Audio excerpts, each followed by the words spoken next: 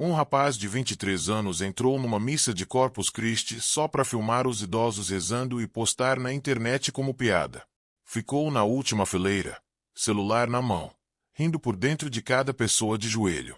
Até que chegou o momento da consagração. E algo aconteceu que ele não consegue explicar até hoje. Algo que os médicos documentaram. Algo que os amigos que estavam com ele viram. E algo que mudou completamente a trajetória de um jovem que havia entrado naquela igreja para zombar e saiu de lá sem conseguir parar de chorar. Escreve aqui nos comentários de qual cidade você está assistindo agora. Pode ser de Salvador, de Manaus, do interior do Paraná, de qualquer canto desse Brasil imenso. Escreve o nome da sua cidade ali embaixo, porque essa história foi feita para chegar onde você está. E eu quero saber de onde cada pessoa veio até aqui hoje. O nome dele é Felipe Augusto Cordeiro. Tem 26 anos agora. Na época do que aconteceu, tinha 23. Mora em Goiânia, Goiás, filho de família de classe média, o do meio de 3 irmãos. O pai, seu Valdemar, é contador. A mãe, Dona Célia, é professora de ensino fundamental aposentada. O irmão mais velho, o Eduardo, tem 30 anos e é engenheiro. A irmã mais nova, a Camila, tem 21 e está na faculdade de enfermagem. Uma família normal, do tipo que você encontra em qualquer bairro de cidade média brasileira. Com almoço de domingo, com discussão de futebol, com conta a pagar no fim do mês, com as alegrias e as dificuldades que família normal tem. A mãe, Dona Célia, é católica. Não do tipo que vai só no Natal e na Páscoa. Do tipo que vai todo domingo, que faz a novena de junho, que reza o terço às sextas, que tem a imagem de Nossa Senhora na sala da casa desde antes do Felipe nascer. Uma fé simples, constante, sem exibicionismo, daquelas que fazem parte do tecido da pessoa. O pai, seu Valdemar, acompanha quando pode. Não é homem de muita devoção pessoal, mas respeita. Nunca disse uma palavra contra a fé da mulher em 32 anos de casamento. Os filhos cresceram indo à missa com a mãe durante a infância. Felipe foi catequizado, fez primeira comunhão, foi crismado. Realizou todos os rituais com aquela participação de criança que não questiona o que o ambiente apresenta. Mas Felipe era do tipo que cresce e vai perdendo a referência religiosa com a facilidade de quem nunca construiu uma de verdade. Não foi uma decisão consciente de parar de acreditar. Foi um afastamento gradual, alimentado por anos de internet, de memes religiosos, de influenciadores que faziam piada de fé, de um ambiente universitário onde ser cético era mais admirado do que ser devoto. No curso de publicidade que fazia na Universidade Particular de Goiânia, Felipe havia se tornado o tipo de aluno que todos conhecem pelo jeito afiado de criar conteúdo. Tinha um perfil no Instagram e no TikTok com uns 40 mil seguidores, número razoável para um jovem que ainda estava na faculdade. Fazia vídeos curtos, criativo, com aquela ironia que a internet premia com engajamento. Havia feito alguns vídeos de humor sobre religião. Não do tipo que ataca diretamente, do tipo que está sempre na fronteira entre a crítica e a piada fácil. Vídeos que mostravam pessoas rezando de formas que ele achava exageradas, comparações irônicas, textos que tiravam sarro de devoção popular. Cada vídeo tinha uns 20, 30 mil visualizações. Os seguidores achavam engraçado. O algoritmo premiava. Felipe havia aprendido que esse tipo de conteúdo performava bem. E havia internalizado que performar bem significava continuar fazendo. Em junho de 2021, na semana de Corpus Christi, um amigo seu, o Henrique, 22 anos, também estudante de publicidade, teve a ideia. Henrique, vamos na procissão de Corpus Christi filmar os velhinhos de joelho na frente do padre. Aqueles que vão lá com a roupa de domingo e ficam com a mão junta. Dá um conteúdo incrível. Felipe achou boa ideia. Não pensou duas vezes. Era exatamente o tipo de coisa que o público dele curtia. Combinaram com mais 2 amigos, o Marcos e a Júlia. 4 jovens de 20 e poucos anos que iam a uma missa de Corpus Christi armados de celular e de ironia, planejando transformar a devoção de centenas de pessoas num material de entretenimento para a internet. Dona Célia estava indo à mesma missa. Era a missa da sua paróquia de sempre. Ela não sabia que o filho estaria lá. Felipe não havia contado porque sabia que ela não aprovaria. Simplesmente não falou. A paróquia Nossa Senhora da Assunção ficava num bairro de classe média de Goiânia. Igreja de médio porte, com capacidade para umas 300 pessoas, que naquele Corpus Christi estava lotada. Procissão pelas ruas do bairro, tapetes de serragem colorida nas calçadas, flores, crianças vestidas de anjo, famílias inteiras de domingo. Felipe e os amigos chegaram quando a procissão estava voltando para dentro da igreja. Ficaram no canto da praça filmando as cenas com o celular, comentando entre si com aquela voz baixa de quem está fazendo piada que não quer que os outros ouçam, mas que está claramente fazendo. Olha aquele ali de terno, Henrique sussurrou com o celular apontado. Que cena! Felipe riu. Continuou filmando. Quando a missa começou, os 4 entraram e ficaram na última fileira. Estratégia consciente. Última fileira dava visão de toda a nave. Dava para filmar sem ser facilmente percebido, e ficava perto da saída se precisassem ir embora rápido. O padre era um homem de uns 60 anos, voz firme, jeito de quem está naquilo há décadas com a convicção de quem não tem dúvida do que está fazendo. A missa era cantada, com o coral da paróquia, famílias com crianças nos braços, pessoas mais velhas com o terço na mão. Felipe ficou filmando com o celular discretamente. Fazia comentários em voz baixíssima pro Henrique ao lado. A Júlia estava filmando também. O Marcos ficava olhando pro celular, respondendo mensagem. E então chegou a consagração. O padre ergue a hóstia. O sino toca. Toda a congregação se ajoelha. 300 pessoas de joelho ao mesmo tempo, em silêncio. Os idosos na frente com a cabeça baixa. As mães com os filhos pequenos nos braços. As crianças que haviam participado da procissão ainda com as roupas de anjo, de joelho no banco. Era o tipo de cena que Felipe havia planejado filmar. Uma cena que, com uma legenda irônica certa, renderia engajamento. Ele apontou o celular, enquadrou, e no momento em que ia apertar o botão de gravação, algo aconteceu que não estava no roteiro de nenhum vídeo que havia planejado fazer. Felipe sentiu um cheiro. Não era o cheiro de incenso que havia na igreja desde que entraram. Era outro. Flores. Rosas. Forte. Presente. De repente. Como se alguém tivesse aberto um jardim inteiro ao lado dele. Olhou pro lado. Henrique estava mexendo no celular. Júlia estava olhando para frente. Marcos tinha voltado pro bolso o celular. Nenhum deles demonstrava ter percebido nada. Felipe olhou para frente. E viu. Não era uma figura como num sonho. Não era uma alucinação com contorno vago. Era uma presença. Uma luz, suave, azulada, que durou uns 3 segundos sobre o altar, perto de onde o padre havia erguido a hóstia. Uma luz que não tinha origem no sistema de iluminação da igreja, que ele conhecia o suficiente para reconhecer a diferença. Uma luz que estava lá e depois simplesmente não estava mais. E junto com a luz, naqueles 3 segundos, uma sensação que Felipe descreveu depois com as mesmas palavras toda vez que contou a história, porque não encontrou outras melhores. Uma sensação de ser visto. Não de ser observado, de ser visto. A diferença é enorme. Ser observado é neutro.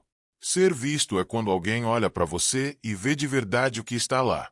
Felipe sentiu que estava sendo visto de um jeito que ia fundo. Que enxergava tudo o que ele havia feito naquela tarde.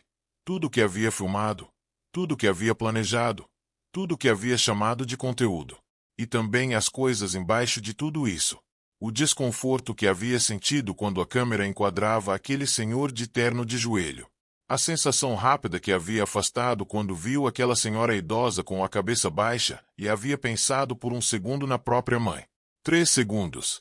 A luz sumiu. Felipe abaixou o celular. As mãos estavam tremendo. Não muito. Mas tremendo. Aquele tipo específico de tremor que não é de frio. Não é de medo no sentido físico. É quando o corpo reage a algo que a mente ainda está processando. Henrique percebeu. Tá bem. Ele sussurrou. Felipe não respondeu. Ficou olhando para o altar onde o padre continuava a consagração, com aquela atenção diferente de tudo que havia trazido para dentro daquela igreja. A congregação continuou de joelho. O sino tocou de novo. O padre inclinou a cabeça. E Felipe, sem perceber que estava fazendo, se ajoelhou. Henrique olhou para o amigo com aquela expressão de quem não entende o que está acontecendo. A Júlia também olhou. O Marcos nem percebeu. Felipe ficou de joelho, com o celular parado na mão, olhando para o altar com os olhos que já não estavam mais procurando conteúdo. E começou a chorar. Não foi gradual. Não foi aquele início discreto de olho que fica úmido. Foi de repente, como quando a represa cede. As lágrimas vieram de um lugar que ele não soube identificar na hora, e não saberia identificar muito bem depois também. Só sabia que vinham de um lugar fundo. Do tipo de lugar que a gente acumula coisas durante anos sem perceber até que alguma coisa abre a válvula. Henrique ficou em pânico baixinho. Felipe, o que foi? O que está acontecendo? Felipe não conseguiu responder. A Júlia colocou a mão no braço dele com aquele gesto de quem não sabe o que está acontecendo, mas que percebe que é sério. Marcos finalmente olhou pro lado e viu. Os três trocaram olhares sem entender. Felipe chorou durante o resto da missa. Não o choro que perturba os outros. Chorou em silêncio, com aquela força quieta de quem está passando por alguma coisa que não tem performance, que não tem plateia, que é só real. Quando a missa terminou e as pessoas começaram a sair, Felipe ficou sentado no banco por um tempo. Os amigos ficaram ao lado sem dizer nada, porque havia algo naquele momento que qualquer palavra tornaria menor do que era. Foi quando Dona Célia passou pelo corredor lateral, saindo com o grupo de mulheres da paróquia que ela costumava acompanhar. Ela não havia visto o filho entrar. Estava conversando com as amigas quando seus olhos cruzaram com os dele naquele banco da última fileira. Ela parou, olhou pro filho, viu que ele havia chorado, e fez aquilo que mãe faz, sem calcular, sem pensar, foi até ele. Felipe, você estava aqui. Ela disse. A voz com aquela mistura de surpresa e algo que era mais fundo do que surpresa. Felipe olhou e disse a primeira coisa que saiu, antes que qualquer filtro funcionasse. Mãe, eu preciso te contar uma coisa que aconteceu. Dona Célia sentou ao lado do filho no banco da última fileira da paróquia Nossa Senhora da Assunção enquanto os outros saíam. Os amigos de Felipe ficaram do lado de fora esperando, sem entender nada, mas entendendo que era necessário esperar. Felipe contou. O cheiro, a luz, a sensação de ser visto. O choro que havia começado antes que ele soubesse que estava começando. Dona Célia ouviu tudo com aquela atenção de mãe que ouve o filho com o coração e não só com os ouvidos. Quando ele terminou, ficou em silêncio por alguns segundos. Depois disse, com a voz quieta, eu tenho rezado por você há anos, filho. Todo dia. Pedindo que Deus te encontrasse do jeito que você precisava ser encontrado. Felipe ficou em silêncio. Ela colocou a mão na dele. Acho que ele encontrou. Se esse testemunho está tocando algo dentro de você agora, preciso te pedir uma coisa.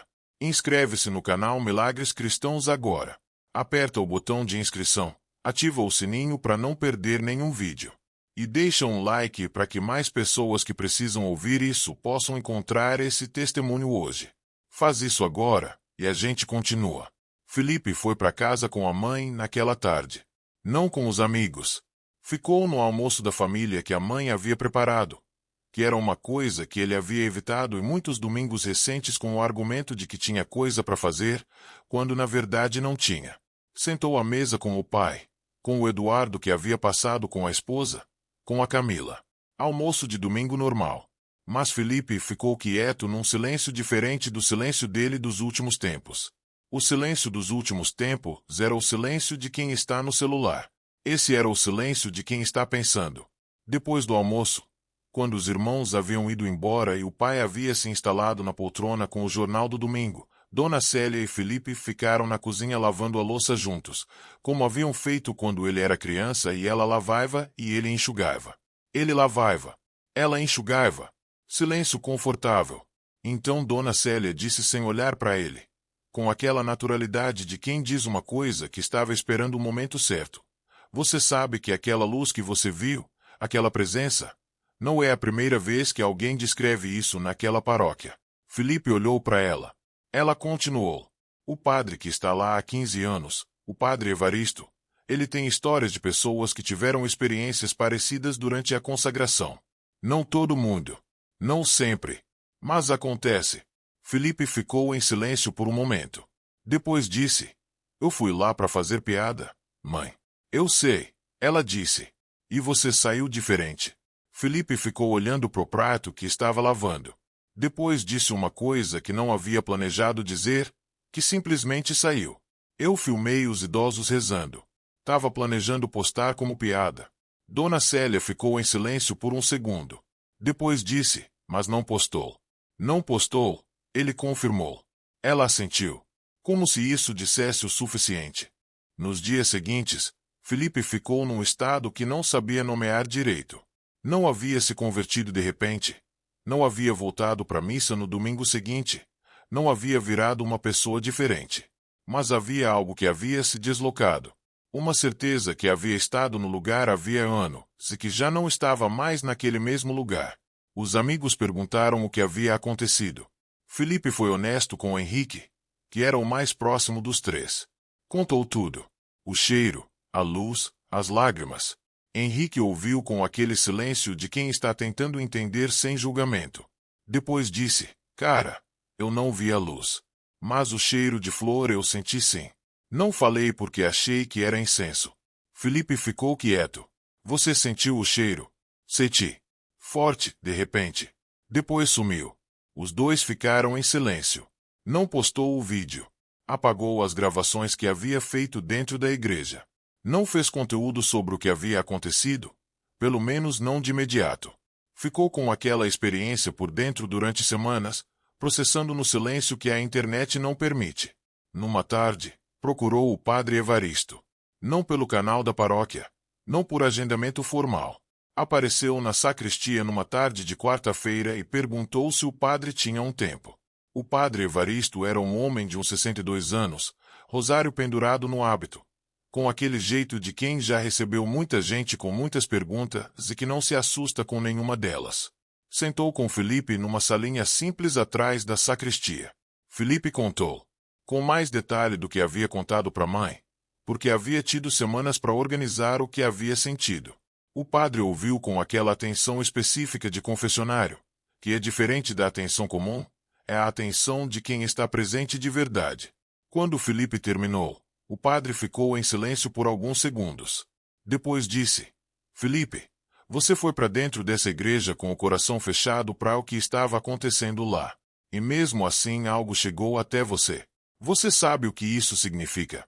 Não, Felipe disse honestamente. Significa que o que você sentiu não veio de você. Veio de fora. Porque se viesse de você, que foi lá resistindo, que foi lá com ironia, que foi lá planejando zombar, não teria chegado. Mas chegou assim mesmo. Felipe ficou pensando nisso. O padre continuou. Você me disse que sentiu que estava sendo visto. Que havia alguém vendo de verdade o que estava lá. Não só o que você fez naquela tarde. Tudo. Como você se sente com isso? Felipe ficou em silêncio por um longo momento. Depois disse, assustado.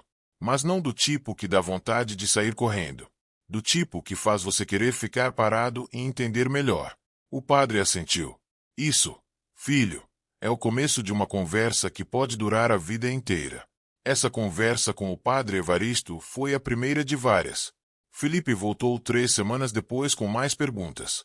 Voltou de novo um mês depois. Não foram conversas de conversão rápida. Não foram encontros onde ele saiu transformado em pessoa diferente.